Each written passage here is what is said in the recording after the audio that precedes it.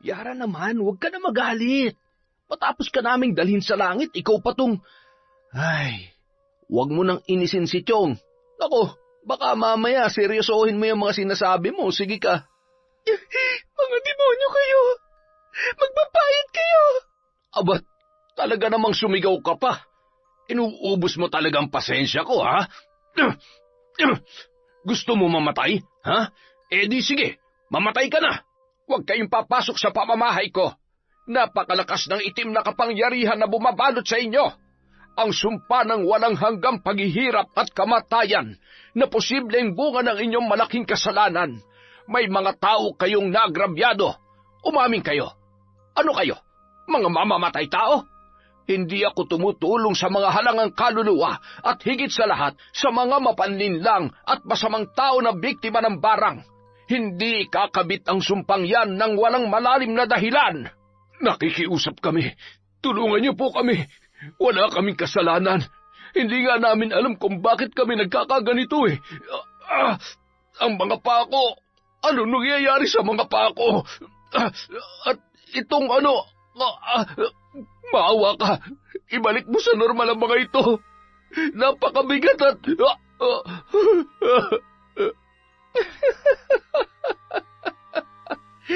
Ang tagal kong hinintay ang pagkakataong ito.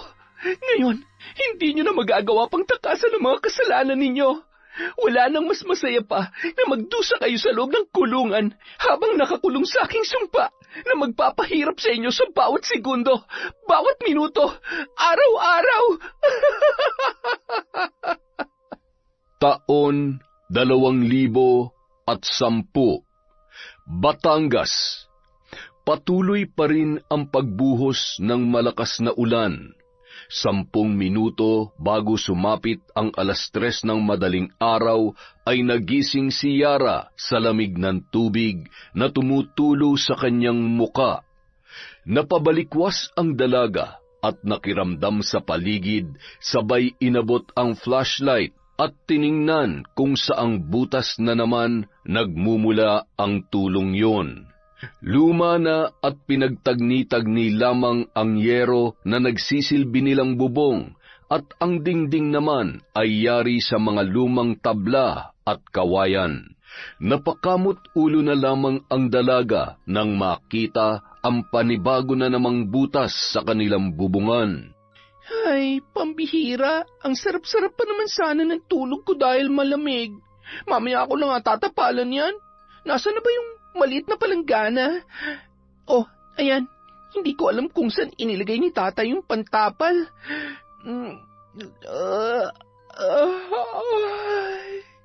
Teka, anong oras na ba?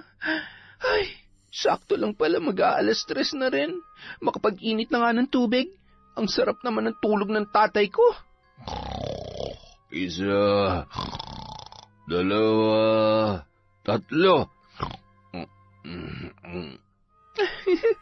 Si tatay talaga. Pati sa pagtulog nagtatrabaho pa rin. Hayaan mo, tatay, konting tiis na lang. Pagtapos na ako sa pag-aaral, hindi mo na kailangan magpakahirap sa trabaho. Gagawin kong lahat para makalipat tayo sa mas maayos na bahay at makakapagpahinga na yung katawan mo sa pagbubuhat ng mabigat na bloke ng yelo. Mula nung siya ay nasa elementarya pa lamang, yun na ang trabaho ng kanyang tatay Dado. Dahil sa hirap ng buhay, iniwan sila ng kanyang ina. 7 taon pa lamang si Yara at sumama yun sa ibang lalaki. Hindi naman masisi ni Mang Dado ang naging pasya ng kanyang asawa dahil hindi niya natupad ang ipinangakong magandang buhay ng pakasalan niya yon. Itinago niya ang katotohanan yun sa kanyang anak na si Yara dahil ayaw niyang magtanim ng sama ng loob ang dalaga sa sarili nitong ina. Hanggang sa nasanay na silang mag-ama na sila lamang. Magkasama at magkasangga sa lahat ng pagkakataon.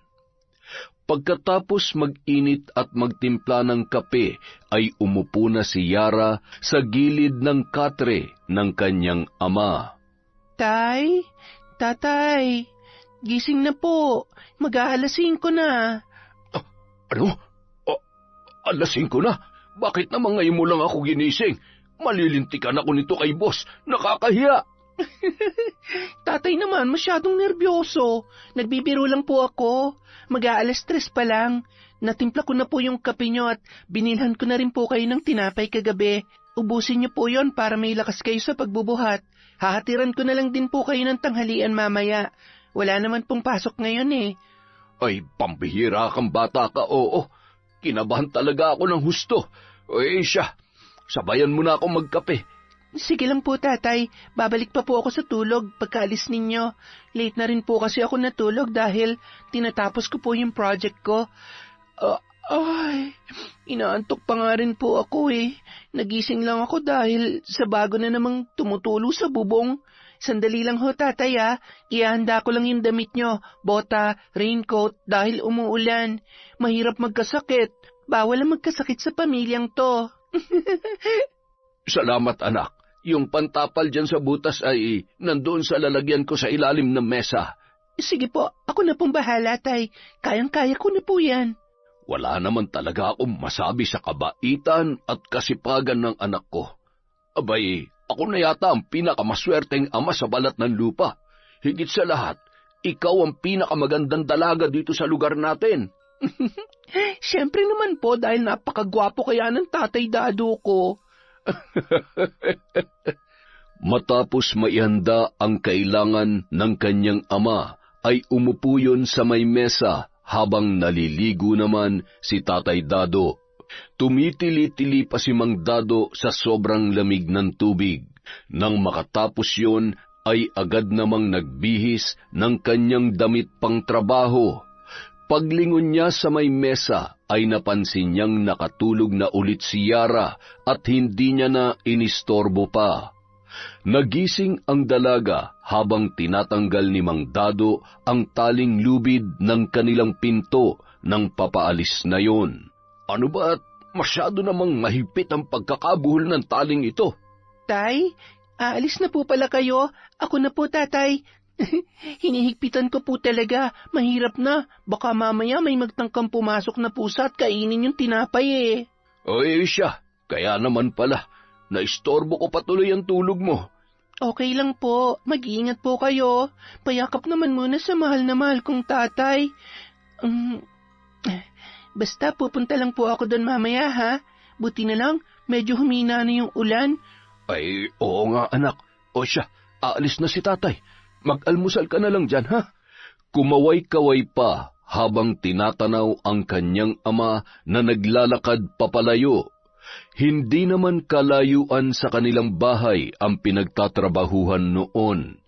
Isinara niya ulit ang pinto, ngunit hindi niya na itinali dahil malapit naman ng magliwanag. Kumuha ang dalaga ng isang unan at tumungo sa may kusina. Doon ay muling nakatulog si Yara. Samantala, nang makarating naman si Mang Dado sa pagawaan ng bloke, ay agad niyang binuksan yon. Ipinagkakatiwala na kasi sa kanya ng boss nilang si Arnel ang susi ng pagawaan at maging ng bodega kung saan nakasilid ang iba pang mga kagamitan.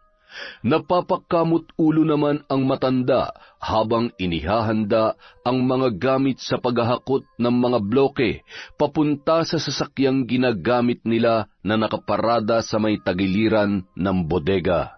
Sinimulan niya na rin ang pagkakalas ng bloke ng yelo sa hulmahan nito, ngunit wala pa rin ang dalawa niyang kasamahan sa trabaho na si Asyong at si Lito.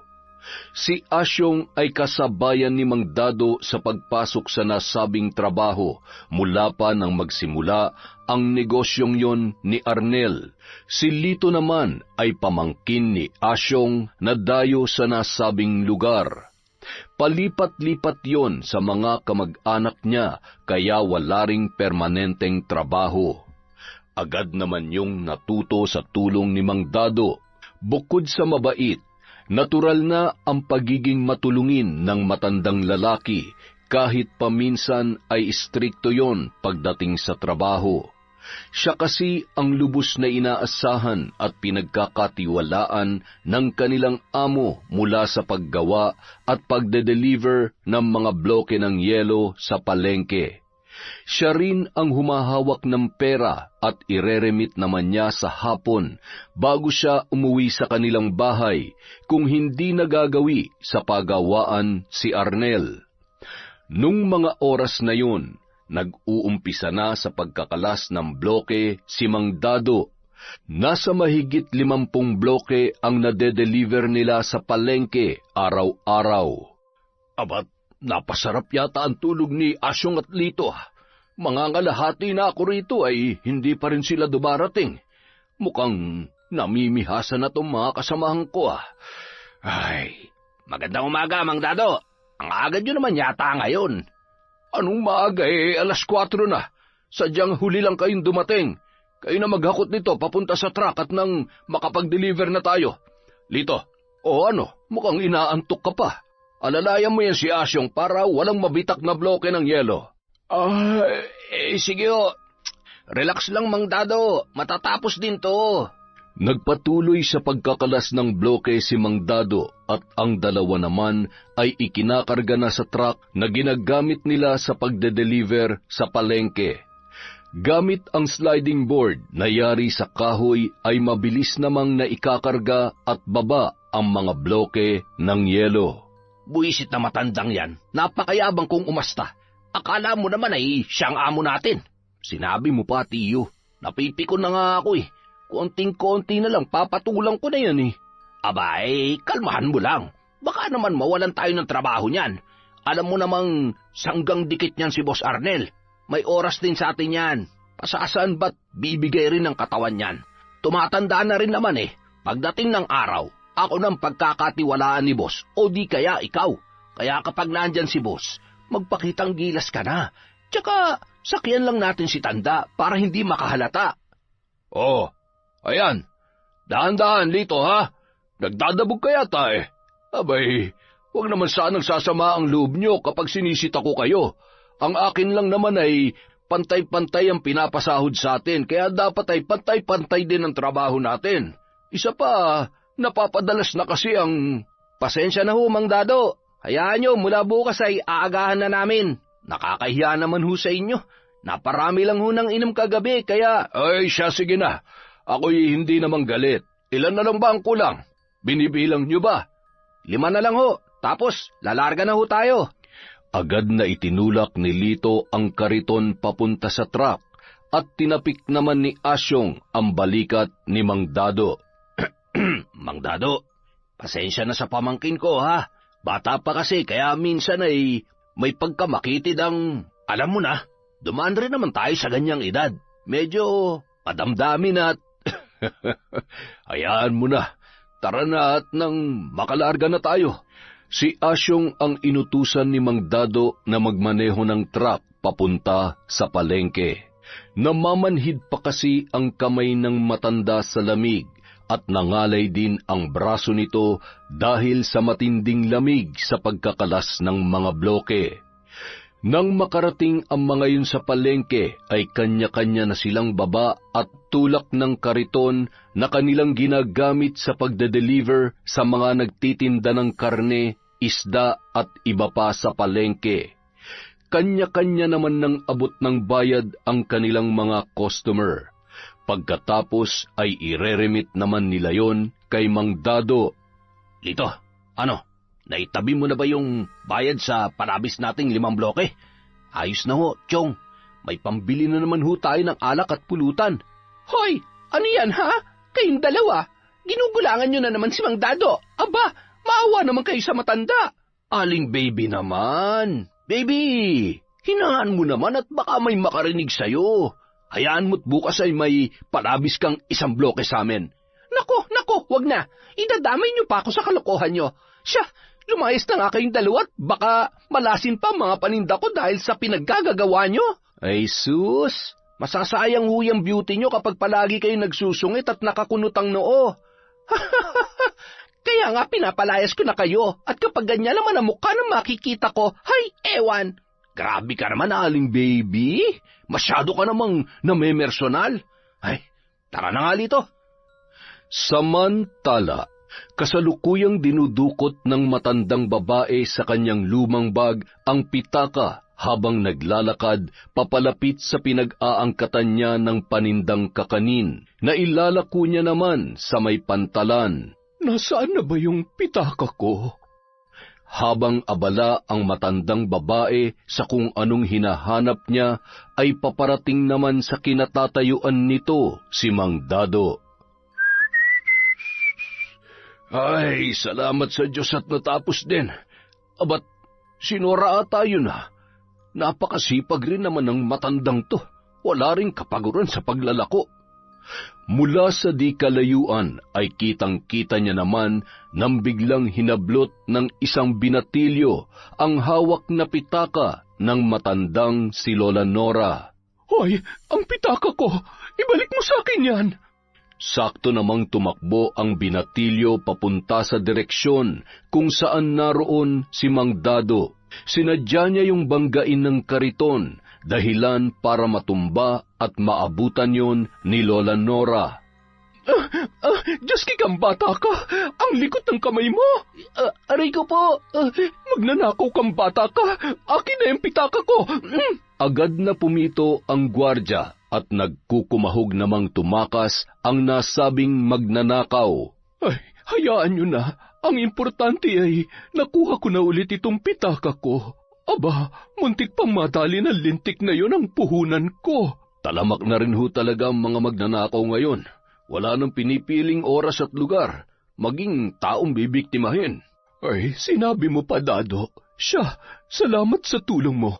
Kung hindi dahil sa'yo, malamang sa malamang ay natangay na ng lokong yun ang perang pinaghirapan ko. Bukod sa gwapo ka na ay mabait at matulungin ka rin pala.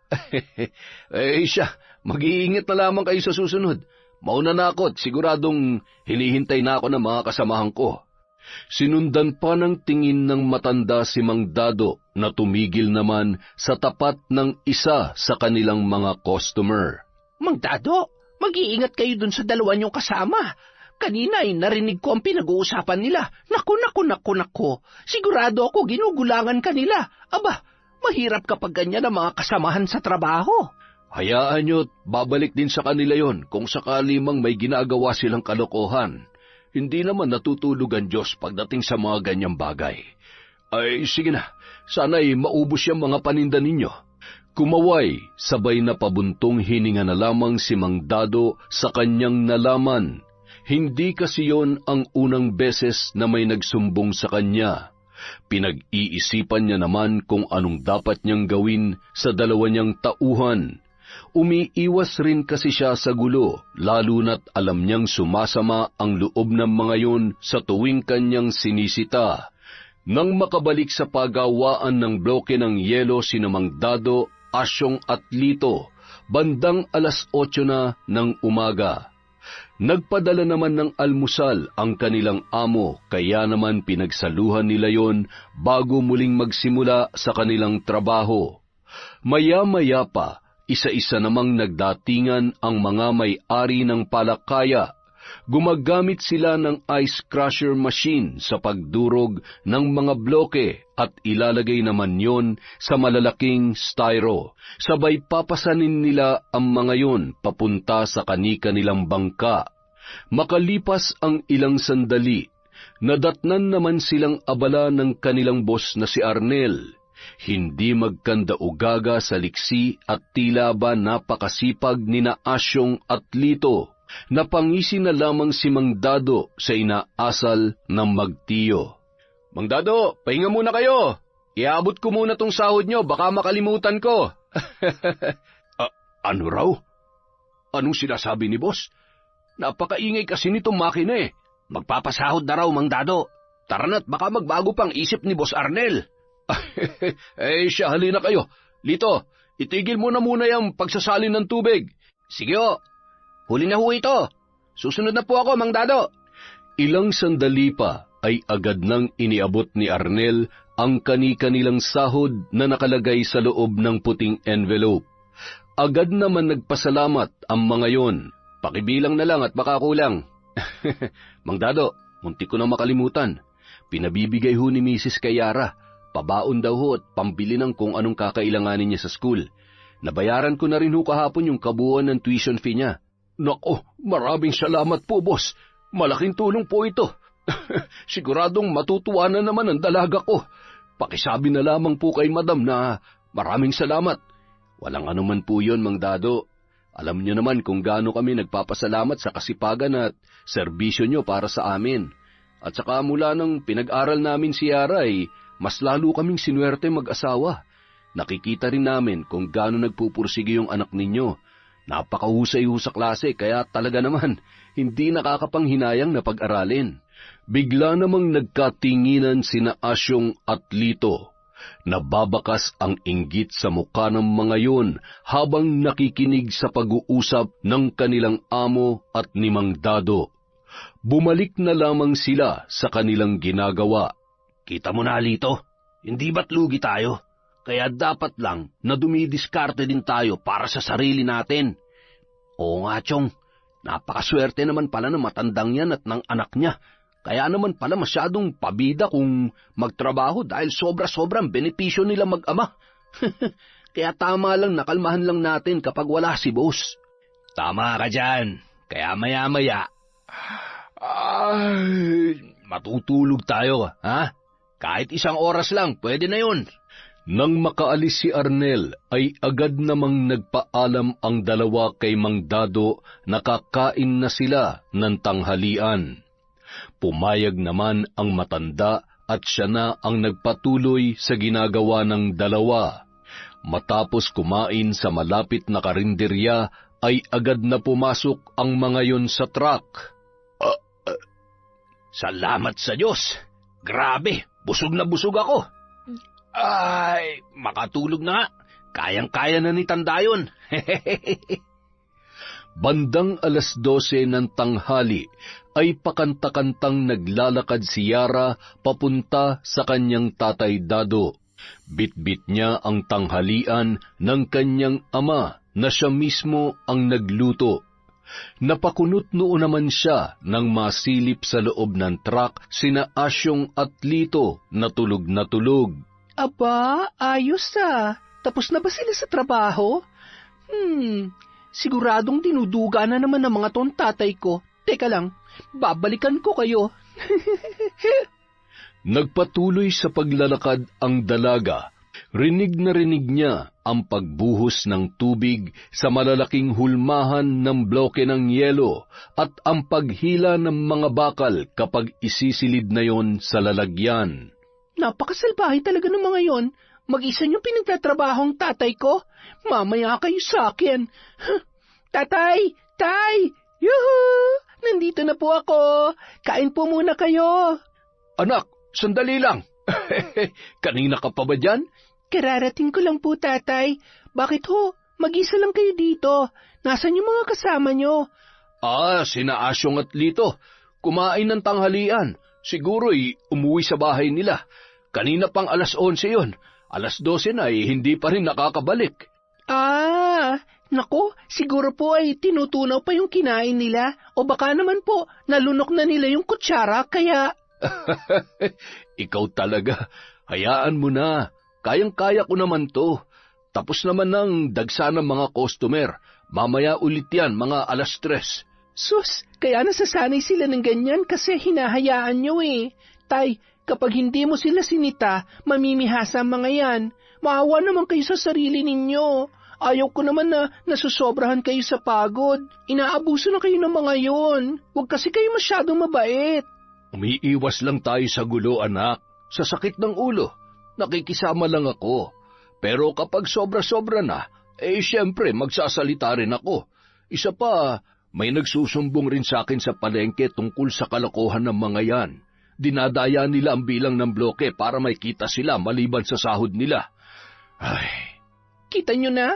Naku, madadamay ka pa sa kalokohan ng mga yan. Hindi nyo po sila kailangang pagtakpan. Huwag nyong isipin kung anong mararamdaman nila.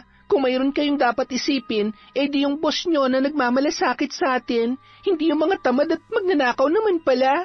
Gusto ko lang makasiguro. Mahirap namang maniwala sa sabi-sabi lang, kaya gusto kong ako mismo makakita. Sabagay. Sige na po, kumain na kayo. Masarap yan, Tay, at paborito nyo yan. Ito po pala, Suman. Merienda nyo maya-maya. Binigay ho sa akin yan ni Lola Nora kanina. Aba, talaga namang nagkakasundo kayo ng matandang yun, ha? Opo, mabait po kaya siya. Tapos, naikwento niya nga po sa akin na tinulungan niyo siya kanina. Tay, pakiramdam ko. Yara, anak, pakainin mo muna ako bago mo ituloy ang sasabihin mo. Ay, nakong batan to baka masuka pa ako dyan. Sige po, kain na po muna kayo. Magpapahangin lang po ako sa labas at didiligin ko po yung mga halaman sa may tapat ng bodega. Nandun po ba yung hose ng tubig? Oo, anak, pero alanganin namang magdilig ng halaman at tanghaling tapat. Baka mamatay naman yung mga halaman sa gagawin mo. Hindi po yan. Alam ko na. Maglilinis na lang po ako dun sa tapat ng bodega. Medyo makalat. May walis din po doon, diba? Oo, anak. Siya, ikaw na ang bahala dyan. Hindi ka rin mapakali ng walang ginagawa May pinagmanahan ka nga talaga. Pasipul-sipul pang kinuha ni Yara ang walis at hose ng tubig sa may bodega at ikinabit yon sa gripo. Sarap na sarap kayo sa tulog nyo, ha? Habang yung tatay ko nagkakandakuba na sa pagtatrabaho, humanda kayo sa akin. Mga impakto! Matapos wisikan ng tubig ang semento na kalsada sa tapat ng bodega, ay winalis-walisan niya yon, sabay ngumisi at tumapat sa may bintana ng truck kung saan parehong nakanganga at humihilik ang magtiyo na sina Asyong at Lito. Tulong! Nalulunod ako! Chong, gising! Nananaginip ka! Ano nangyayari? Bakit basang-basa tayo? Anak na putya! Akala ko totoo na! Ay, nandyan po pala kayo? Nananadya ka ba? Hindi Mali ko ba naman na nandyan kayo? Sabi ni tatay, kumakain kayo Bakit kasi kayo natutulog oras pa ng trabaho? Ay, nagpapalibre lang yata kayo sa trabaho Habang yung tatay ko nagpapakahirap kanina pagdating ko. Baka gusto niyong isumbong ko kayo kay... Hoy, maldita! Umayos ka, ha? Itiko mo yung bibig mo kung ayaw mong... Ano, sasaktan niyo ako? Aba, bakit anong masama sa sinabi ko? Abusado kayo? Kung hinahayaan kayo ni tatay, pues ibahin niyo ako. Kaya ko kayong isumbong sa boss niyo.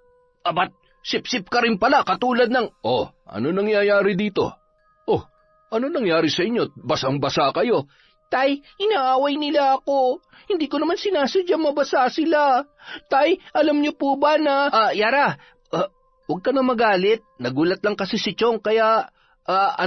Mang Dado, kararating lang po namin. Nagpahinga lang po kami dito saglit.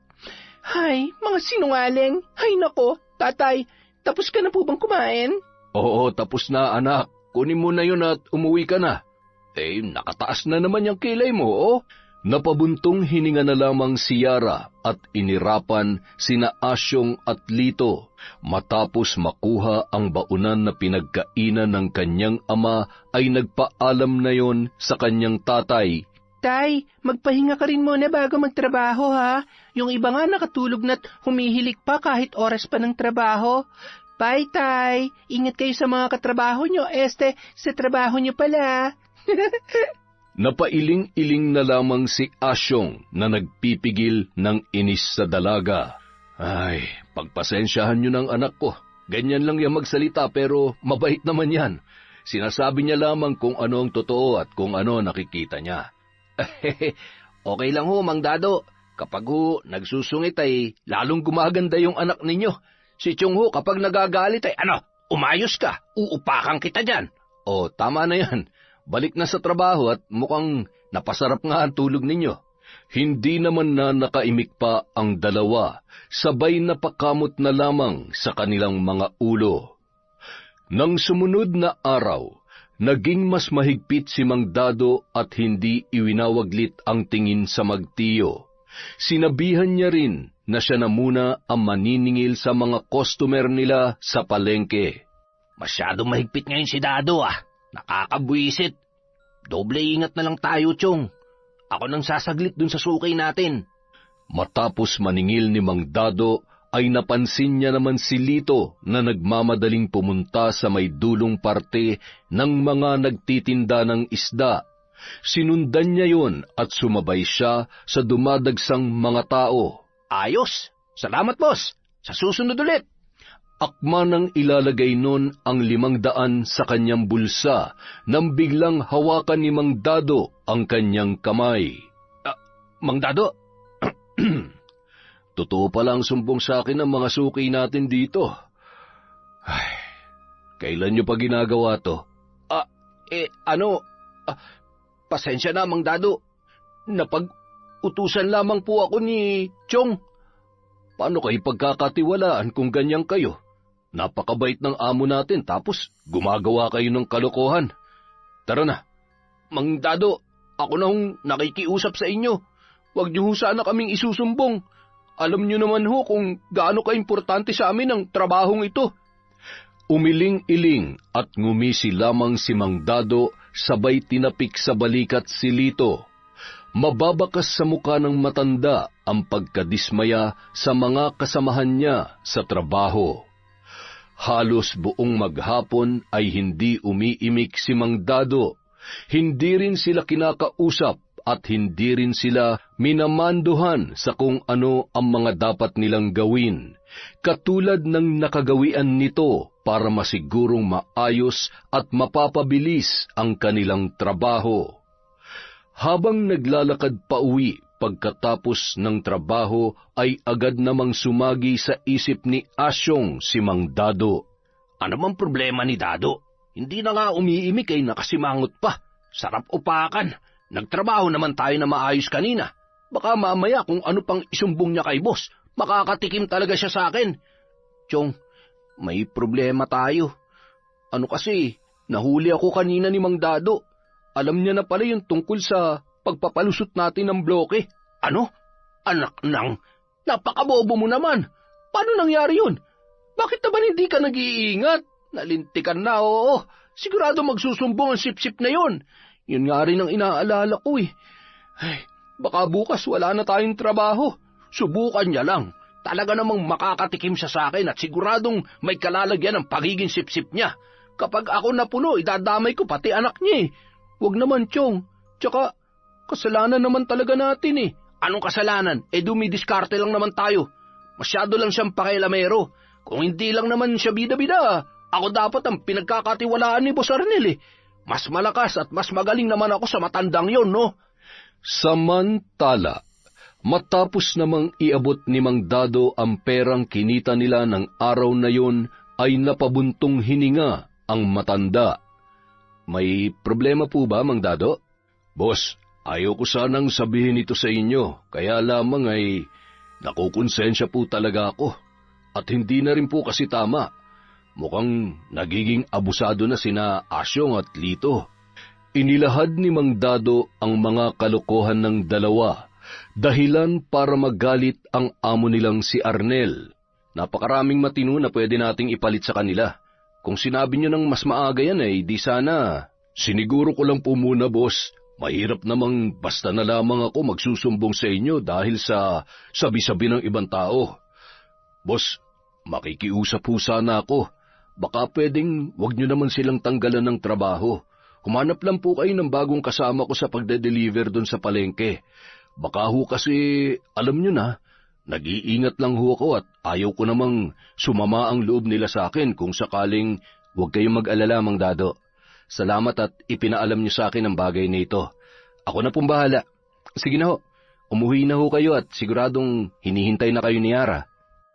Kinabukasan, nagulat na lamang sina Asyong at Lito nang pagdating nila ay nandoon ang kanilang amo. Ganitong oras pala kayo pumapasok? Hindi naman ho, boss. Nagkataon lang ho dahil... Sige na, magtrabaho na kayo. Sayang ang oras. Siya nga pala, may mga baguhang papasok bukas. Sila muna ang kasama ni Mang Dado sa pagde-deliver. At ako naman ang pipirmi at magbabantay dito. Gusto ko na rin mag-focus dito dahil mukhang napapabayaan ko na yata kayo dito eh. Tumangutango na lamang sina Asyong at Lito. Nababakas ang kaba sa muka ng magtiyuhin. Nababatid din nila na nagsumbong si Mang Dado sa natuklasan nito. Buong araw nasa tamang oras at maayos na nagtrabaho ang dalawa, ngunit hindi sila nag-iimikan man lamang. Hayop ka talaga, tanda. Humanda ka sa akin. Masyadong matabil yung dila mo. Panira ka ng diskarte. Maghintay ka lang at susurpresahin kita. Nagkamali ka ng binangga. Nang sumunod na mga araw, napirmi na sina Asyong at Lito sa pagkakalas ng mga bloke at paghahakot sa truck. Pagkatapos ay sila rin ang nagsasalin ng tubig sa mga hulmahan. Yung dalawang baguhan ang naging kasakasama ni Mang Dado. Bagamat mabait si Mang Dado at masunuri naman ang mga bago niyang kasama, ay mabilis din yung natuto at nakasundo ng matanda sa pagde-deliver sa palengke. Pagkatapos mag-deliver ay umuuwi na agad ang mga yun at maghahanap naman ng ibang pag-e-ekstrahan. Makalipas ang 1 buwan, paunti-unti nang nagiging mas madali at mas magaan ang trabaho. Tila nakalimot na rin ang lahat sa kanya-kanyang init ng ulo, hanggang sa sumapit ang kaarawan ni Mang Dado. Umaga pa lamang ay nagpabili na ang boss nila ng 1 kahon ng alak at nangakong magbibigay ng lechon manok na pulutan. Ayos, Mang Dado. Mahal na mahal ka talaga ni boss. Natatakam na kami ni Lito sa lechon manok mamaya. Mukhang gagapang ho tayo pa uwi nito ah. Aba, ako'y kontrolado na sa pag-inom, kaya ako nang bahala sa kwento mamaya. Isa pa, magagalit ang anak ko. Hindi ho yun. Kaarawan nyo naman. Siguradong mabait rin ho yung anak ninyo. Ano ibig mong sabihin? Mabait naman talaga si Yara at... Ay, yun nga ho ibig kong sabihin, kaya hindi ka pagagalitan nun. Kami na hong bahalang magpaliwanag sa kanya mamaya. Di ba, Lito? Ay, nako. Hindi nyo madadaan sa paliwanag yung anak ko. At saka, ayaw niya ng lasenggo. Takot yun sa laseng dahil mula nang maliit pa siya, ay hindi naman talaga siya sanay na may umiinom sa bahay. At matagal naman na talaga akong hindi nakikipag-inuman. Lalo na nung nabubuhay pa ang misis ko. Siya, tapusin na natin ang trabaho at nang mamaya ay makapag-happy-happy na tayo. Oo naman, sisiguruhin namin yan, Mang Dado. Happy-happy tayo mamaya. Para naman hindi mo makalimutan ang kaarawan mong ito. Kinagabihan. Ay, nasan kaya si tatay? Anong oras no? Wala pa rin siya. Malamig na tong pansit na niluto ko. Ay, hindi kaya... baka nga umiinom sila. Naku, baka malasing yun. Buti pa, susunduin ko na. Habang naglalakad si Yara, ay natanawan yon ni Lito na noon ay umiihi sa may tagiliran ng bodega. Nagmamadali yung umihi pagkatapos ngumisi habang kinakawayan ang paparating na dalaga. Susunduin mo ng tatay mo, no? Malamang, alangan naman ikaw. Tay? Tatay? Tatay naman eh. Hoy, Yara! Ikaw naman, birthday naman ng tatay mo, pagbigyan mo na. Anak, uuwi rin ako maya-maya. Huwag kang mag-alala, hindi ako magpapakalasing. Sige na, umuwi ka na't may pasok ka pa bukas.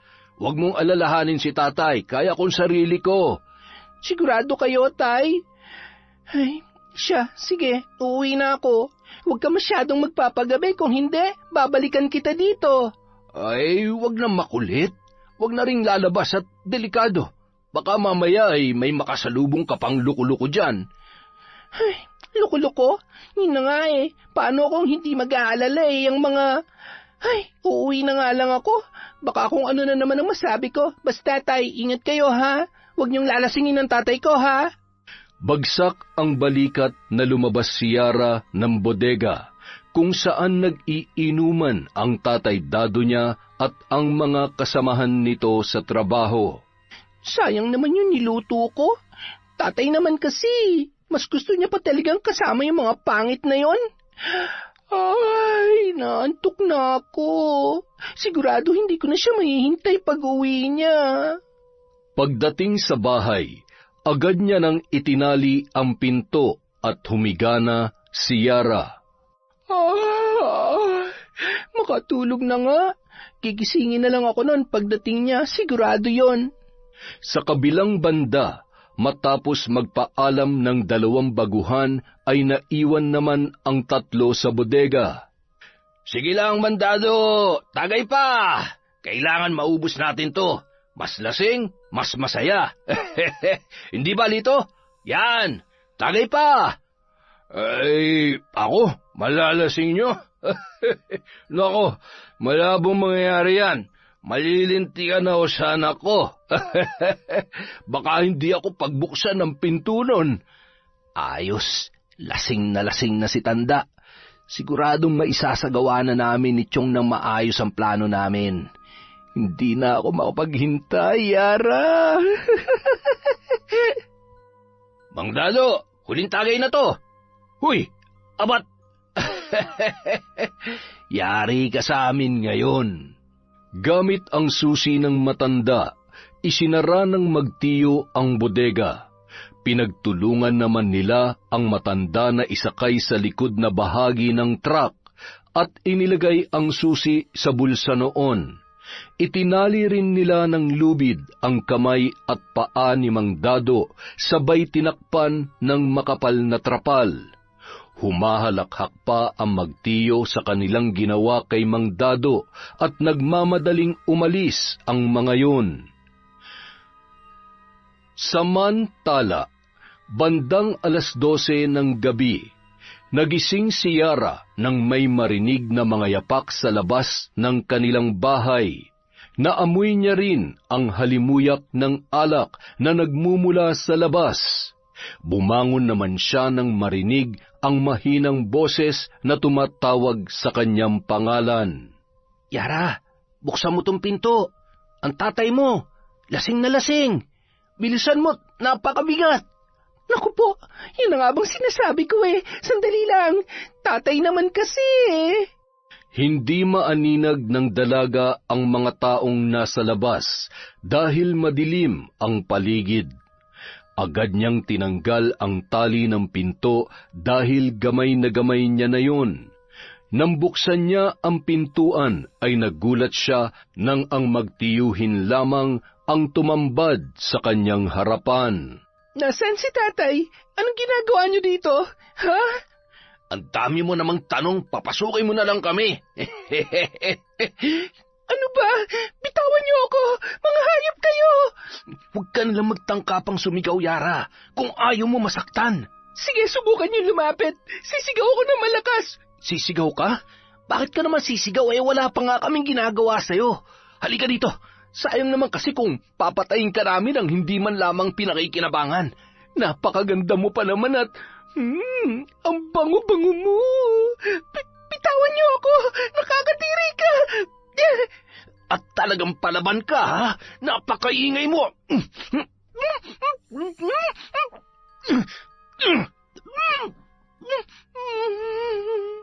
Kasabay ng pagtulo ng luha ng dalaga ay ang pagsigaw niya sa kanyang isipan.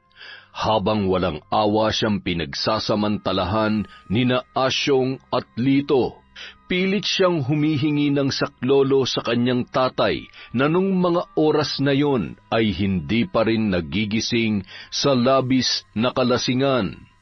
Matapos pagsawaan ng dalawa ang dalaga na noon ay wala ng saplot, nang hihina at tila ba gusto na lamang matapos ang kanyang buhay nung mga oras na yon, dala ng pandidiri at awa sa kanyang sarili. Ikinuyom niya ang kanyang mga palad habang nanginginig ang mga labi at patuloy ang pagpatak ng luha na nakatitig sa dalawang lalaki, na noon ay nagawa pang magsindi ng sigarilyo habang nakangisi at nananabik pa rin sa dalaga. Ano? May gusto ka bang sabihin? Bakit hindi ka makapagsalita ngayon? Nasaan na yung tapang mo, ha? Patayin niyo na ako. Patayin niyo na lang ako.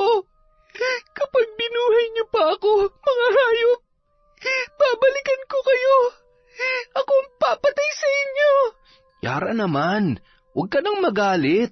Matapos ka naming dalhin sa langit, ikaw pa tong... Ay, huwag mo nang inisin si Chong. Nako, baka mamaya seryosohin niya yung sinasabi mo. Sige ka. Mga demonyo kayo! Magbabayad kayo! Abat, talaga namang sumigaw ka pa? Inuubos mo talagang pasensya ko, ha? Gusto mong mamatay, ha? Eh di sige, mamatay ka na. Huwag kang mag-alala, susunod rin ang tatay mo sa pangalawang buhay dahil sa labis na lungkot ng iyong pagkamatay. Chong, tama na yan. Tara na. Lintik, baka matuluyan pa yan. Anong gagawin natin dyan? Kapag nabuhay pang malditang to, siguradong ikakanta tayo nito. Kaya mabuti pa. Sakto. May laman ba yung drum na yan? Meron, Chong. Umalis na tayo. Tama na yan. Tumakas na tayo. Baka mamaya nagising na si Tanda o baka may makakita pa sa atin. Tanga, huwag kang anduwag. Tulungan mo akong buhatin to. Bilis! Ipinasok nila si Yara sa drum na kulay asul na puno ng tubig, at pagkatapos ay nagmadali ng tumakbo ang mga yun, lalo na nang makitang nangisay na ang paa ng dalaga.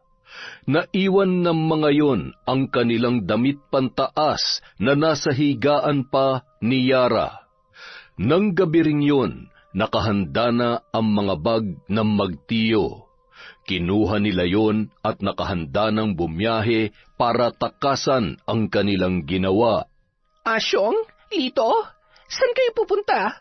Bakit nagmamadali kayo? Saan ba kayo galing, ha? Teka, iiwan mo ako? Iiwan mo na kami ng mga bata? Wala kang karapatan na pigilan ako. Napapagod na akong magbanat ng buto para sa mga batang hindi ko naman kadugo. Buhayin mo yung mga anak mo mag-isa.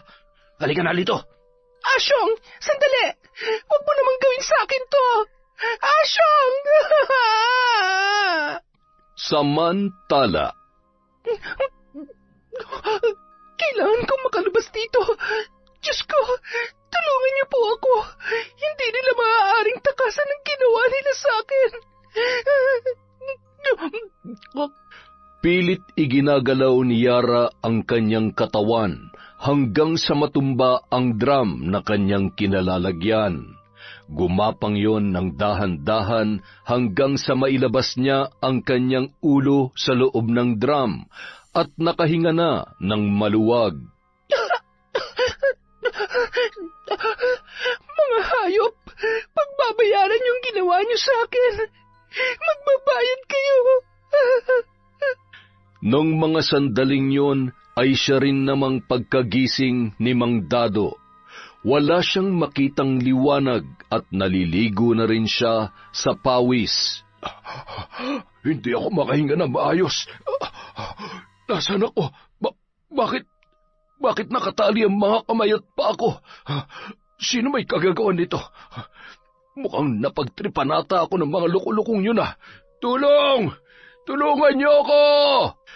Nung mga oras na yon, wala namang dumaraang tao, kaya pilit namang iginagalaw ng matanda ang kanyang katawan hanggang sa siya ay makabangon na.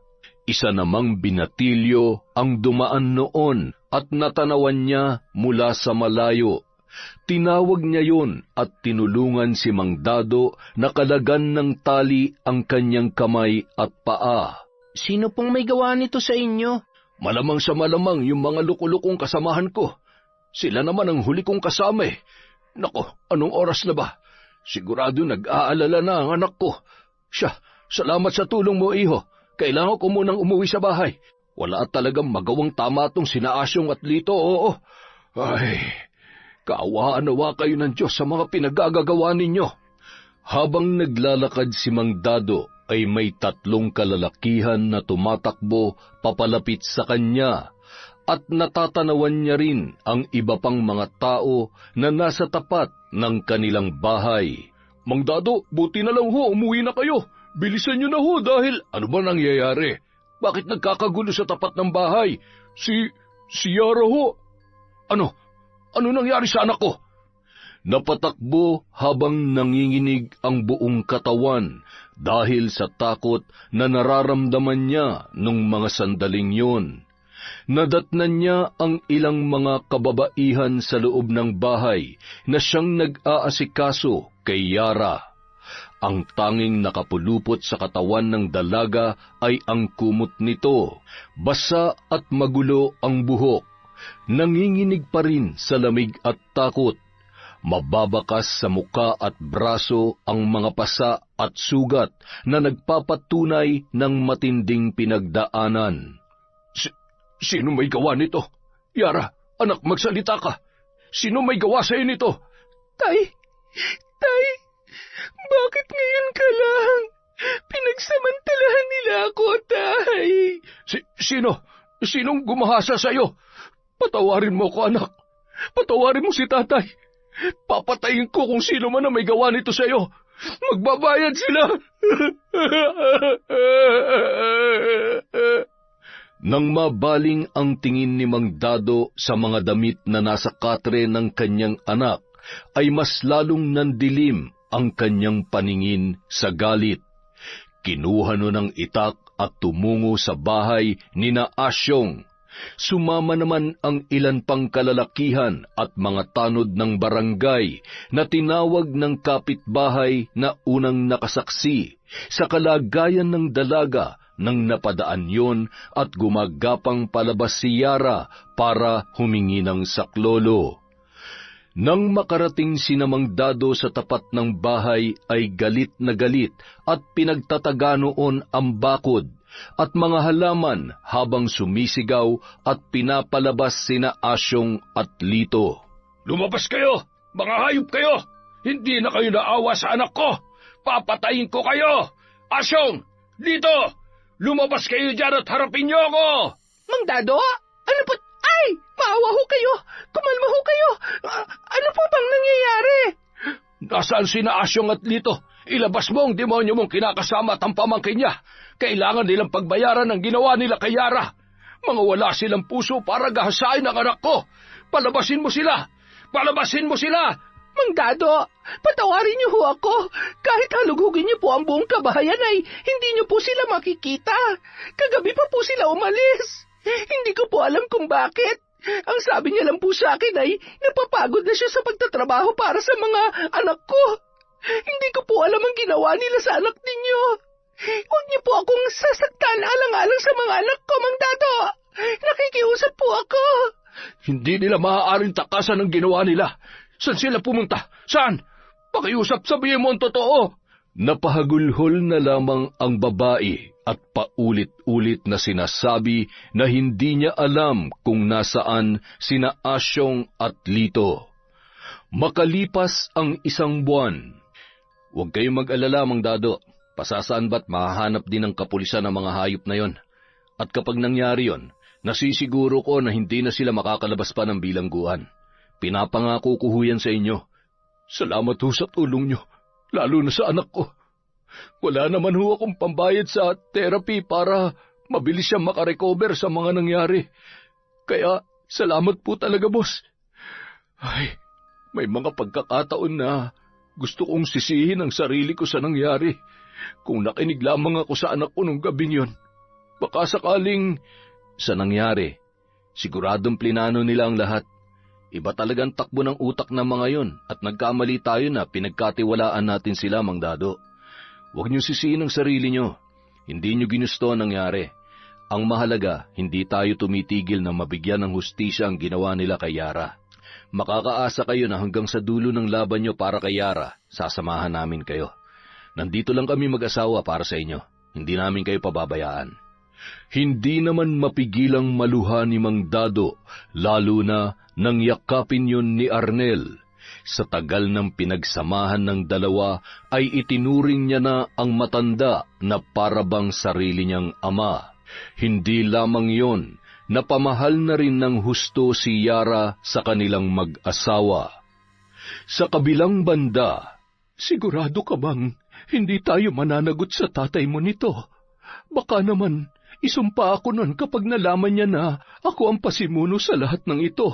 Naku, mahirap na. Ayaw ko namang ma-turn off ang crush ko sa akin. Baka mamaya ay hindi niya natanggapin ang suman at bibingka na ipinabibigay ko sa iyo sa kanya. Huwag po kayong mag-alala. Ilalakad ko pa po kayo kay tatay, basta tulungan niyo lang po ako na maging mahusay na mambabarang. Alam niyo po, kahit mahuli pa sila ng pulis at makulong, hindi pa rin sapat yun para pagbayaran nilang ginawa nila sa akin. Pati pangarap ko pinatay nila. Dinumihan nila ang pagkababae ko. Alam niyo ba kung ano nang tingin sa akin ng mga tao? Ng mga kaklase ko? Diskrasyada, marumi. Yung iba sa halip na kaawaan ako, ayun, ako pang sinisisi. Bakit ang bilis nilang manghusga? Hindi nga nila alam kung anong pinagdadaanan ko eh. Pakiramdam ko ang dumi-dumi ko. Hindi ko alam kung babalik pa ba sa normal ang buhay ko. Huwag ka na lamang makinig sa mga sinasabi nila. Alam mo kasi yung mga taong walang alam sa totoong nangyari ay siya pang may ganang pumutak. Alam mo ang mahalaga? Makabangon ka at magpalakas ka, Yara. Kapag makapangyarihan ka na, hindi mo na sila poproblemahin kapag hindi mo na kaya ang mga pinaggagawa at pinagsasasabi nila. Patikimin mo ng malupit na barang, ng madala, at magising sila sa katotohanan na walang magandang maidudulot ang pagiging pakialamero sa buhay. Naiintindihan kita, Yara. Dahil katulad mo, bago ko natutunan ang pambabarang ay naging biktima rin ako ng mapagsamantalang kalalakihan. Matapos may kwento ni Lola Nora ang masalimuot niyang nakaraan sa probinsya na kanyang pinagmulan, ay agad naman nang inihanda ng matandang babae ang mga kagamitan sa pambabarang, kasama ang damit na naiwan nina Asyong at Lito. Makakatulong yun upang mabilis na maikabit ang sumpa sa tao na nais nilang parusahan o patawan ng kamatayan. Natandaan mo ba ang lahat ng sinabi ko sa iyo?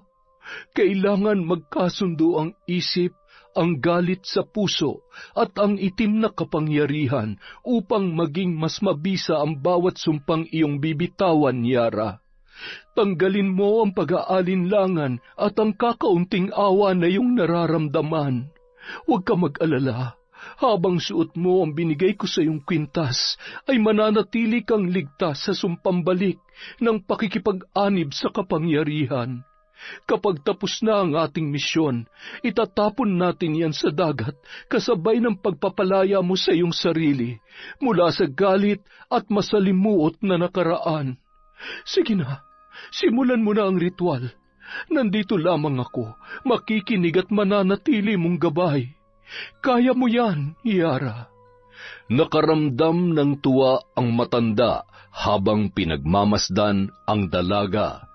Hindi siya makapaniwala kung gaano kabilis natutunan ni Yara ang mga bagay na kanyang itinuro. Ramdam niya ang malakas na kapangyarihan na noon ay unti-unti nang umaanib sa dalaga habang binibitawan ang mabibigat na sumpa para sa mga taong nagkasala sa kanya. Kasing init ng nagbabagang impyerno ang mararamdaman ninyo. Hindi maiibsan ng kahit gaano karaming tubig at lamig ang uhaw na mararamdaman ninyo. At kahit ilang beses pa kayong maligo, aalingaso pa rin ang mabahong amoy nyo katulad ng marumi nyong pagkatao. Amoy ng nabubulok na karne at basura. At sa mga susunod na araw, ang bituka nyo ay lalawlaw pababa sa inyong ari na animoy may hinihila kayong isang malaking dambana. Ang mga paa nyo mawawalan ng lakas para hindi nyo na magawang tumakas. Mga paa na mapupuno ng sugat at nakakadiring malalaking kulugo. Malalim na sugat na papamahayan ng bangaw at iba't ibang insekto. Hinding-hindi na kayo patutulugin ng konsensya nyo mula sa araw na ito hanggang sa bumalik kayo at mapagbayaran ang mga kasalanan ninyo. Matapos maisagawa ang ritual, ay agad nang nagpaalam si Yara kay Lola Nora. Masayang-masaya siya nung mga sandaling yun habang sumasagi sa isip niya ang paghihirap na ipapatikim sa mga nanggahasa sa kanya. Pasipol-sipol pa yun at sinalubong naman ng kanyang ama. Anak, mukhang napapadalas ang pagdalaw mo kay Nora. Ano bang ginagawa mo roon? Nagkukwentuhan lang po kami, Tay. Huwag po kayong mag-alala. Mabuting tao po siya. Kapag kausap ko siya, gumagaan ang pakiramdam ko at nararanasan ko yung parang merong ina. Ang dami ko pong natututunan kay Lola Nora. Alam niyo po ba na katulad ko, naging biktima rin siya ng mga masasamang loob? Halika na, Tay. Matulog na po tayo. May pasok pa ho kayo bukas, kaya wag na po kayong magpuyat. Dapat hindi nyo na ako hinintay pa. Paano ako makakatulog kung wala ka pa dito sa bahay? Pagkatapos ng mga nangyari, ewan ko ba, kapag nawawala ka sa paningin ko, hindi na ako mapalagay. Tatay, mula ngayon wala na kayong dapat ipag-alala. Kayang-kaya ko ng protektahan ng sarili ko. Wala nang makakapanakit sa akin. Ay, makatulog na nga. Good night, Tatay. Ano bang ibig niyang sabihin? Bakit parang mayroong kakaiba sa anak ko? Hindi ko alam kung dapat ba akong matuwa o kabahan sa inaasal niya. Hindi kaya... Samantala, 3:00 ng madaling araw, nagising si Lito dahil sa sobrang init ng kanyang katawan. Para siyang inaapoy ng lagnat at sinabayan pa yon ng pananakit ng kanyang katawan. Kinuha niya ang tuwalya at akmasa ng papasok sa banyo nang bigla namang napamura si Asyong na noon ay naliligo. Anak ng teteng, paliligo ka rin ba? Oo, napakainit Chong. Para akong inaapoy ng lagnat at masakit ang katawan ko. Tsaka, sandali nga, iinom nga muna ako. Nanunuyo na rin ang lalamunan ko. Madadali pa yata ako ng trangkaso eh. Pambihira naman buhay natin to. Paubos ng pera natin. Wala tayong mapasukan na trabaho dahil hinahanapan tayo ng lintik na NBI clearance na yan. Hindi nga natin masabi ang totoong pangalan natin dito eh. Kumuha pa kaya ng mga requirements na hinihingi nila? Masyadong mahigpit. Hindi na makataasan ng sahod. Ay, paano na tayo ngayon? Madadali pa tayo ng sakit. Mukhang mamamalimos na tayo nito. Wala tayong pambayad sa upa sa boarding house na to. Ay, anong gagawin natin, Chong? Hindi naman tayo pwedeng bumalik sa Batangas. Sigurado mahuhuli tayo. Ayaw ko makulong. Bahala na. Mabuti pa magnakaw na lang tayo. Ang dami-daming pag-alagalang snatcher dyan. Basta magdoble ingat na lamang tayo. Chong, bilisan mo na. Kailangan ko na talaga maligo. Mamamatay ako sa init na nararamdaman ko. Hindi na nakatiis pa si Lito at pumasok na rin sa banyo sabay sunod-sunod na nagbuhos ng tubig. Pagkatapos maligo, ilang minuto lamang ang lilipas ay babalik na naman ang init na kanilang nararamdaman. Ngunit kahit anong init ay hindi naman sila pinagpapawisan. Ano ba nangyayari sa atin? Hindi kaya pinabarang na tayo ni Dado? Wala namang ganun. Hindi naman ako naniniwala sa mga barang-barang na yan. Baka sadyang maalinsangan lang ang panahon. Buti pa itulog na lang natin to, Chong. Ilang sandali lamang mula nang sila ay makaidlip. Nagising na si Lito dahil sa panginginig ni Asyong habang humihingi ng tulong. Agad namang tumayo ang binata at hinawakan ang kanyang tiyuhin sa muka. Nagulat si Asyong nang diinan nun ang pagkakahawak, sabay nanlilisik ang mga mata noon nang umisi. Hayop ka! Yan! Dapat lang yan sa'yo! Mamatay ka na! Mamatay ka na! Bitawan mo ako! Nababaliw ka na ba? Nababaliw? Hinding-hindi ko makakalimutan ang ginawa mo sa akin. Kaya halika dito! Walang kasing lakas na hinila nun ang nanghihina at lamig na si Asyong at dinala yon sa banyo. Hinawakan niya sa ulo si Asyong at paulit-ulit na inilulublob ang ulo sa isang malaking timba na punong-puno ng tubig. Tawa na! Lintik ka! Papatayin mo talaga ako, ha? Pwes, uunahan na kita!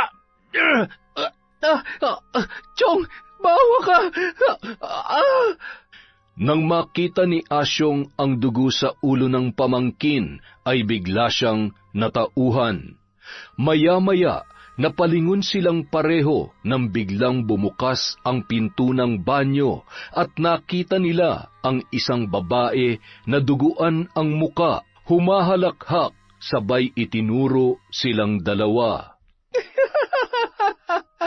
Mamamatay kayo! Mamamatay kayo! Pagbabayaran niyo ang lahat, tandaan niyo yan! Hinawakan sila sa leeg ni Yara at walang kasing lakas na sinasakal ng walang kalaban-laban, katulad ng ginawa nila sa dalaga hanggang sa nawalan sila ng malay.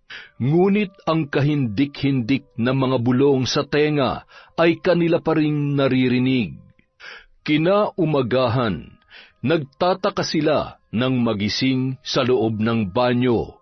Nakasubsob pa ang muka ni Asyong sa maruming inidoro.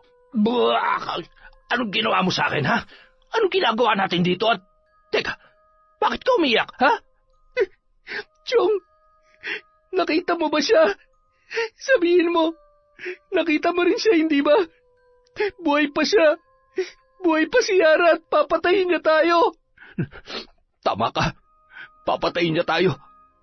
Pero bago niya magawa yun, kailangan natin gumawa ng paraan. Mukhang tama ang hinala ko dito. Binabarang tayo. Alam ko dahil minsan nang napaglaruan ng mga hayop na mambabarang ang tatay ko noon. Paano? Saan tayo maghanap ng albularyo sa lawak nito, Maynila? Isa pa, wala na nga tayong pera, di ba? Kailangan natin umuwi ng Batangas. Doon may kakilala kong albularyo na makakatulong sa atin. Kailangan matanggal ang barang na ikilabit sa atin, kung hindi, pareho tayong mamamatay. Ibang gumanti ang mga mambabarang. Ibig sabihin, si Yara, mambabarang? Hindi ko alam at hindi na importante pa kung siya nga o kung may inutusan siya. Ang kailangan natin ay mapawalang bisa ang sumpa bago pa mahuli ang lahat. Ibenta natin ang mga natitira nating gamit dito. Basta may pamasahe lang tayo at saka na lang ulit tayo didiskarte pagbalik natin dito sa Maynila. Sa karatig bayan naman yon, kaya hindi naman siguro tayo mahuhuli ng kapulisan. Kinahapunan, matapos maibenta ang ilan nilang kagamitan para sa kanilang pamasahe at makabayad sa renta sa kanilang pansamantalang tirahan, ay bumiyahe na sina Asyong at Lito, papunta sa lugar ng albularyo na natitiyak nilang makakatulong sa kanila. Sa kabilang banda, habang nagwawalis si Lola Nora sa tapat ng kanyang bahay, ay napatigil yon nang makita si Mang Dado na noon ay papasok sa kanyang tarangkahan. Ay, Diyos ko po, bakit ba naman ako kinakabahan ng ganito? Ano kayang pakay niya rito? Aakyat na ba ng ligaw itong si Dado? Ay, masyado ka naman yatang masaya, Nora. Didiretsahin na kita. Nandito ako para tanungin kung... Ikaw naman, kailangan mo pa bang tanungin kung gusto kita? Alam mo naman siguro yon mula pa nung una tayong nagkita, Dado. Naalala mo pa ba? Ay, Jesus Mariosepo, kilabutan ka nga sa sinasabi mo, Nora. Ano ka ba naman? Matatanda na tayo ay... Ang ibig kong sabihin ay ang tungkol sa pagpunta-punta rito ni Yara. Nararamdaman ko na may kakaiba kayong ginagawa dahil nitong mga nakaraan ay... may nagbago sa kinikilos niya. Sabihin mo nga sa akin, ano ba talagang nangyayari sa kanya? Nakakainis ka naman, Dado. Siya, sasabihin ko na. Tinuruan kong mambarang ang anak mo dahil bukod sa mapilit siya, ay dapat lamang yun para makaganti siya sa mga manyakis na yon. Huwag ka mag-alala. Hindi siya mapapahamak dahil ang kwintas na pinasuot ko sa kanya ang magsisilbing proteksyon niya. Isa pa, alam ko ang ginagawa ko at hindi ko siya pababayaan. Siguruhin mo lamang, Nora, dahil kapag may nangyaring masama sa anak ko, hindi ko alam kung wala kang magandang sasabihin, umalis ka ng gurang ka. Sige na, masyado ka nang mapanakit ng damdamin. Barangin kita dyan eh. Kahit barangin mo ako, hindi pa rin ako makakapayag sa gusto mo. Akala mo ba hindi ko alam na sinusuhulan mo ang anak ko? Hindi ko ipagpapalitang na mayapa akong misis sa isang mambabarang. Che, umalis ka na. Akala mo ba pipigilan kita? Kung hindi pa ako tumanda ng ganito, hindi sana ako mabo-broken-hearted. Samantala, bandang 7:00 ng gabi, Pagtapak pa lamang nina Asyong at Lito sa may pintuan ng bahay ng albularyo ay namilipit ang mga yon sa sakit ng kanilang tiyan. Naramdaman nila ang pagbaba ng kanilang tiyan at pagbigat ng ibabang parte ng kanilang katawan. Agad na gumapang ang mga yon at pinaghahampas naman ng albularyo ng buntot pagi, kaya napapahiyaw sa sakit ang dalawang lalaki. Huwag kayong papasok sa pamamahay ko. Napakalakas ng itim na kapangyarihan ng bumabalot sa inyo. Ang sumpa ng walang hanggang paghihirap at kamatayan na posibleng bunga ng inyong malaking kasalanan. May mga tao kayong naagrabyado. Umamin kayo. Ano kayo? Mga mamamatay tao? Hindi ako tumutulong sa mga halangang kaluluwa at higit sa lahat, sa mga mapanlinlang at masamang tao na biktima ng barang. Hindi kakabit ang sumpang yan ng walang malalim na dahilan. Nakikiusap po kami. Tulungan niyo kami. Wala kaming kasalanan. Hindi nga namin alam kung bakit kami nagkakaganito eh. Ang mga paa ko. Ano nangyayari sa mga paa ko? At itong ano ko, bawa ka. Ibalik mo sa normal ang mga ito. Napakabigat at... Chong, hindi ko na kaya. Ang sakit. Tama na. Yara, kung ikaw man na nagpapahirap sa amin ni Chong, maawa ka. Susuko na kami. Huwag mo naman kami pasakitan ng ganito. Ang sakit. May mga sugat at kulugo. Chong, ang mga paa natin. Diyos ko, amang mahabagin. Anong gagawin ko sa mga taong ito? Buhay pa nangabubulok na. Mga hilayo pa kayo. Pauna pa ako mamatay dahil sa amoy ninyo. Sobra-sobra ang galit na may gawa nito. Mga halang siguro ang kaluluwa ninyo. Gumapang ang magtiyuhin papunta sa kubo, kung saan doon ay sinubukang bigyan ng pansamantalang lunas ng albularyo sina Asyong at Lito. Habang natutulog ang dalawang lalaki, ay isang ritual ang isinasagawa ng albularyo upang makipag-ugnayan sa mambabarang na si Yara. Kinaumagahan. Hoy! Magsigising kayo! Ay, Diyos ko! Ang mga sugat nyo sa paa! Tingnan nyo! Punong-puno ng itlog ng langaw! Yung mga bunganga nyo, nagkabitak-bitak na yan na parang naipit na mga galamay ng alimasag. Ay, inumin nyo itong kape at sa tingin ko maya-maya matatapos na ang problema ninyo. Alam nyo kasi sa totoo lang, ang gamot dyan ay ang itama nyo o pagbayaran ng ginawa nyong kasalanan. Kaso ang hilig ninyong tumakas sa katotohanan, kaya ayan. Ano bang ibig mo sabihin? Alam mo, kagabi ka pa Kung di mo kami kayang gamutin, dapat sinabi mo na. Hindi yung dinadaan-daan mo pa kami sa paganyan-ganyan. Ilang ulit ko bang sasabihin sa iyo na hindi kami masamang tao? Hindi mo ba nakikita ang kalagayan namin? Kami ang biktima rito. Sige, patunayan mo yan. Maya-maya, nagkahulan ang mga aso, sabay pumasok ang ilang kapulisan at pinusasan sina Asyong at Lito, na noon ay tila ba umigsi ang dila, hindi man lamang pumalag at nagsalita para ipagtanggol ang kanilang sarili. Samantala, ang tagal kong hinintay ang pagkakataong ito. Ngayon, hindi nyo na magagawa pang takasan ang mga kasalanan ninyo. Wala nang masasaya pa na magdusa kayo sa loob ng kulungan habang nakakulong sa aking sumpa na magpapahirap sa inyo sa bawat segundo, minuto, araw-araw. Ay, ang sarap sa pakiramdam. Makalipas ang isang araw. May bisita kayo.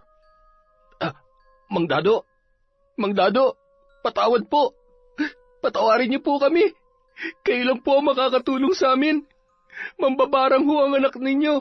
Siya ang dahilan kung bakit nagkakaganito kami. At bakit ko naman kayo tutulungan, ha? Pagkatapos ng ginawa niyo sa anak ko, kaawaan ko kayo? Kung hindi ko lang pinipigilan ang sarili ko at kung hindi masamang pumatay ng tao, gustong-gusto ko na kayong saktan at patayin. Pinagkatiwalaan ko kayo, mga traidor. Magdusa kayo dito sa kulungan. At yang mga nangyayari sa inyo, karma nyo yan. Hinding-hindi na mabubura ang sumpa na ikinabit sa inyo, katulad ng mga masasama niyong ugali na hindi na kayang ituwid ng mga rehas na ito. Dado, hayop ka! Palabasin mo ako dito! Ayaw ko pa mamatay! Dado, kapag ako nakalabas dito, babalikan ko kayo ng anak mo, mambabarang! Tandaan mo yan! Saksakan ng sama ang ugali mo. Nabubulok ka na't lahat. Masyado ka pa rin matapang. Kinagabihan, nadatnan ni Mang Dado si Lola Nora na nagluluto ng hapunan. Masayang-masaya si Yara ng mga sandaling yun. Mga ngiti na minsan lamang makita ng kanyang ama. Nababatid niya kung gaano kalaking kasiyahan ang naibibigay ni Lola Nora sa dalaga. Mukhang masarap yang niluluto niyo ah.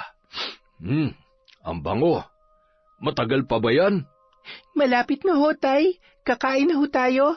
Nanay Nora, dito na ho kayo kumain, ha? Nako, hindi na. Uuwi na pati ako, iha. Pasensya ka na. Alam mo naman, ayaw ko namang masira ang gabi ng tatay mo. Mukhang pagod pa naman. Tama si Yara. Nandito ka na rin naman, dito ka na lamang kumain. Siya nga pala, tungkol sa mga sinabi ko nung nakaraan, pasensya ka na. Kalimutan mo na sana yun. Huwag ka na sanang magtampo. Nanay Nora, narinig niyo naman po, di ba? Sabi ko sa iyo eh. Siya, maupo na po kayo at maghahain na ako. Tatay, kumusta ho ang lakad niyo? Ayos naman anak, para akong nabunutan ng tinik na makita sila sa loob ng kulungan. At maliban sa mukhang malubha na nga ang kalagayan nila, doble talaga ang kabayaran sa ginawa nila sa'yo. Anong doble? Kulang pa nga yun. Mga taong hindi marunong tumanggap ng pagkakamali. Tatakas at tatakas sa kanilang kasalanan. Ay, basta ngayong nakakulong na sila, kung maaari ay itigil nyo ng paggamit ng itim na kapangyarihan na yan. Kapag naiisip ko kinikilabutan ako. Mas maigi nang mamuhay tayo ng normal. Kahit pa may proteksyon si Yara hindi natin maipagkakaila na isa pa rin niyang malaking kasalanan. Ay, huwag po kayong mag-alala, Tay. Yan naman po ang usapan namin ni Nanay Nora. Hindi po ba, Nay? Bakit nanay na ang tawag mo sa may reklamo ka ba? Pumunta ka sa barangay. Kung hindi mo ako tanggap bilang ina niya, bahala ka dyan. Basta kami masaya bilang mag-ina. Kung gusto mong manatiling masaya at mabuo ang pamilyang ito ay pambihira naman oo. Kayong dalawa ha, pinagkakaisahan nyo talaga ako. Kumain na nga lang tayo para kayong laging nalilipasan ng gutom Masarap pa. Teka, wala naman sigurong gayuma to, no? Ay, konting-konti na lang kapag naubos ang pasensya ko sa'yo. Gagayumahin talaga kita. Ang hirap mo namang ligawan, masyado kang pakipot. Ay nako, Yara, mukhang nagkaka-wrinkles na yata ako at namumuti na lalo ang buhok ko sa kakaasa dito sa tatay mo. Hindi ko malaman kung sadyang takot sa babae o baka binabae na yan, ha? Binabae pala ha. Yari ka sa akin mamaya. Ay, teka, maiba ko. Yara, gusto mo bang makita ang mga... Hindi na po, Nanay. Tama na hong nakakulong sila. Hindi ko na po pinangarap na makita ang kahit aninuman lang nila.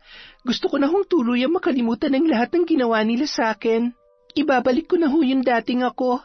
Kasama kayo ni Tatay. Aabutin ko pa rin ang mga pangarap ko. Hindi magiging hadlang ang pinagdaanan ko para matupad ko pa rin ang lahat ng mga nasimulan ko noon. Ngayon pa ba? Bukod sa may mabait at pogi na akong tatay, may Nanay Nora na rin po ako. Tapos, si Tito Arnel at ang asawa niya. Marami kayong naniniwala at nagmamahal sa akin, kaya wala akong karapatang sumuko. Makalipas ang 5 taon, isang ganap ng nurse sa isang public hospital si Yara. May maayos na bahay at hindi na rin nagtatrabaho ang kanyang tatay Dado dahil may sakit na ito. Walang pasok noon ang dalaga at nataon na kaarawan ng kanyang pinakamamahal na ama. Mayroon silang isang katulong na nag-aalaga kay Mang Dado at nag-aasikaso ng mga gawaing bahay kapag may pasok si Yara. Kaya naman ng araw na yun, abala sila sa pagluluto ng pagkain na handa para sa kaarawan ng kanyang ama. Masyado ka namang abala, anak. Naghanda ka pa wala naman tayong bisita. Mapapanis lamang ang mga yan. Tatay, malay nyo naman may bisita kayo. Malay nyo, bumalik na si Nanay Nora. Hindi na babalik yun. Asa ka pa. Masaya na yun sa Sikihor at malamang sa malamang, nakalimutan niya na ang kaarawan ko. Sus, aminin, namimiss nyo siya, no? Kayo kasi, lagi nyo na lang siyang inaaway. Alam nyo namang matampuhin yon. Ay, teka, nandyan na po pala si Sir Arnel at ang asawa niya. Tuloy po kayo. Maligayang kaarawan, Mang Dado. Napakagandang lalaki niyo pa rin po kahit hindi na tayo makapagbuhat ngayon. Magpalakas kayo at nako, hindi pa tayo nagkakapo dito kay Yara at mukhang wala rin yatang boyfriend. Ay, wala pang ipinapakilala. Siguro takot makaliskisan. Hindi bali ng tumandang dalaga yan. Huwag lamang maloloko at masasaktan niyang si Yara. Tatay naman, masyadong stricto. Teka, mukhang... Nanay? Nanay Nora? Salamat at nakarating kayo. Alam niyo po ba, kanina pa kayo hinahanap ni tatay. Sabi niya namimiss niya na raw po kayo. Abat, hoy, wala akong... Shh! Tatay naman, sumakay ka na lang. Baka mamaya magtampo na naman yan. Sige ka. Nagagalit ka pa rin ba, sweetie? Sorry na. Ikaw naman kasi, huwag ka na mag-alala, hindi na kita iiwan ulit. Namiss ko naman itong napakapoging boyfriend ko. Ay, teka, may bisita ka pa yatang paparating.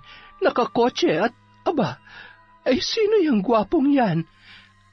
Sandali lang ho. Tuloy ka, Kent. Ikaw na lang ang hinihintay namin. Ang gwapo naman niyang kasama mo, Yara. Hindi mo naman sinabi na may irereto ka sa aking bago.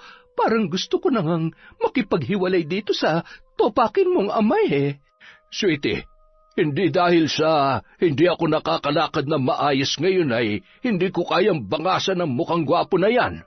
Abat, nandito lang ako nagagawa mong... Ito namang sweetie ko. Nagbibiro lamang ako. Kung hindi ako nagkakamali ay siya ang boyfriend nitong anak natin. Magandang araw ho. Ikinagagala ko po kayong makilala. Tama ho si nanay. Ako nga po ang... Siya po ang magiging asawa ko at tatay ng batang nasa sinapupunan ko. Tubig! Bigyan niyo nga ako ng tubig! Ay, Sus Mariosep, sweetie, huwag kang mamamatay. Sasampalin kita dyan. Mang Dado, uminom ho kayo. Hinga ho na malalim. Salamat. Lumapit ka nga dito. Pogi ka naman, mabango at gusto ko lang malaman mo na hindi kita binibigyan ng karapatan na lokohin at saktan ng anak ko. Kahit patay na ako, kapag umiyak yan, babangon ako sa hukay at makakatikim ka sa akin. Tatay naman, mabait ho tong si Kent. Kahit ho 3 beses ko siyang inaaway araw-araw mula nung niligawan niya ako, hindi niya po ako sinukuan. Kaya huwag kayo mag-alala, hindi ho kami maghihiwalay kung sakaling dumating ang araw na magkakaproblema kami. Katulad ho ng, ay nako, ayan, magkakaturuan na. Pasensya ka na anak, hayaan mo't hahabaan ko ng pasensya ko dito sa tatay mo hanggang sa huli naming hininga. Sweetie naman kasi, huwag mo na akong inaaway. Alam mo namang mahal na mahal kita Yon, isang nakakatuwa at napakagandang kwento na naman mula sa kwentong Enteng. Maraming salamat po sa inyong pagtsatsaga at walang sawang pakikinig. Wala po muna tayong shoutout. Sa susunod na video, maglilista po muna tayo. Again, maraming salamat po mula sa kwentong Enteng.